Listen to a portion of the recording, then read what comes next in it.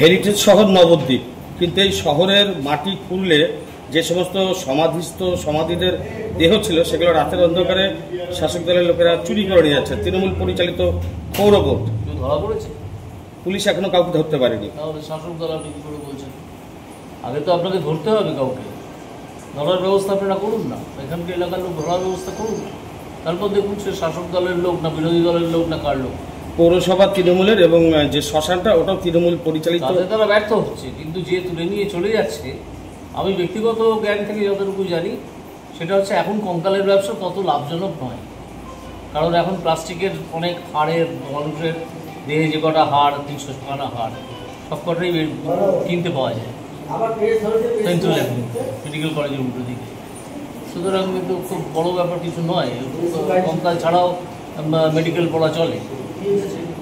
আর যত মৃতদেহ দান করা হয়, যারা দান টান করেন তাদের মৃতদেহ যখন কোনো মেডিকেল কলেজে যায়, তখন মেডিকেল কলেজরা বিপদে পড়ে যে আমরা কোথায় রাখবো এটা, তাই না? সুতরাং বোঝা যাচ্ছে যে এটা এই মৃতদেহ যে কঙ্কাল, সেই কঙ্কাল খুব যে কাজের তা নয়, মানে অরিজিনাল মানুষের, কিন্তু সেটা যারা তুলে নিয়ে যাচ্ছে তারাই জানে কী করছে। দেখা যাক, আমি তো একদম চাকরি যাদের চলে গেছে তারা আমার সঙ্গে যোগাযোগ করেছিল, আমি তাদেরকে সুপ্রিম কোর্টে যেতে বলেছিলাম। সুপ্রিম কোর্টের একজন বিশিষ্ট আইনজীবীর সঙ্গে যোগাযোগও করিয়ে দিয়েছিলাম। তো তারপর তারা কী করেছেন আমার কাছে এক্স্যাক্ট খবর নেই, সেটা 3, 7, 10 হয়ে গেছে, নিশ্চয়ই কিছু করেছে।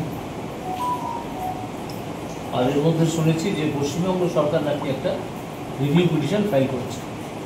সেই রিভিউ পিটিশনের ভেতরে কী লেখা আছে না লেখা আছে তা তো আমি জানি না, দেখতে পারলে জানতে পারলে বলতে পারতাম যে যেটা লেখা আছে সেটার সম্ভাবনা কতদূর। শুভেন্দু অধিকারী তিনি আগামী বিধানসভাকে পাখির চোখ করে এগিয়ে চলেছেন।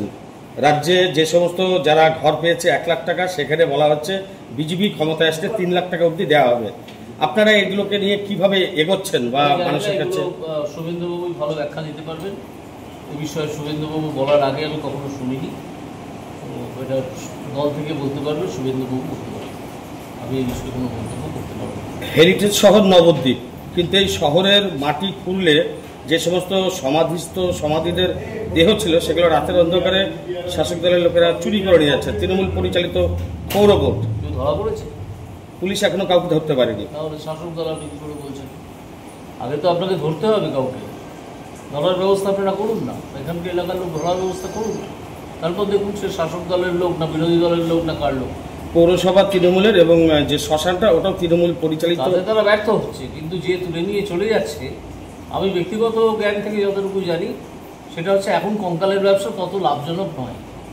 কারণ এখন প্লাস্টিকের অনেক হাড়ের, মানুষের দেহে যে কটা হাড়, 300 টাকা হাড়, সব কটাই কিনতে পাওয়া যায় মেডিকেল কলেজের উল্টো দিকে। সুতরাং কিন্তু খুব বড় ব্যাপার কিছু নয়, কঙ্কাল ছাড়াও মেডিকেল পড়া চলে। আর যত মৃতদেহ দান করা হয়, যারা দান টান করেন তাদের মৃতদেহ যখন কোনো মেডিকেল কলেজে যায়, তখন মেডিকেল কলেজরা বিপদে পড়ে যে আমরা কোথায় রাখবো এটা, তাই না? সুতরাং বোঝা যাচ্ছে যে এটা এই মৃতদেহ যে কঙ্কাল, সেই কঙ্কাল খুব যে কাজের তা নয়, মানে অরিজিনাল মানুষের, কিন্তু সেটা যারা তুলে নিয়ে যাচ্ছে তারাই জানে কী করছে।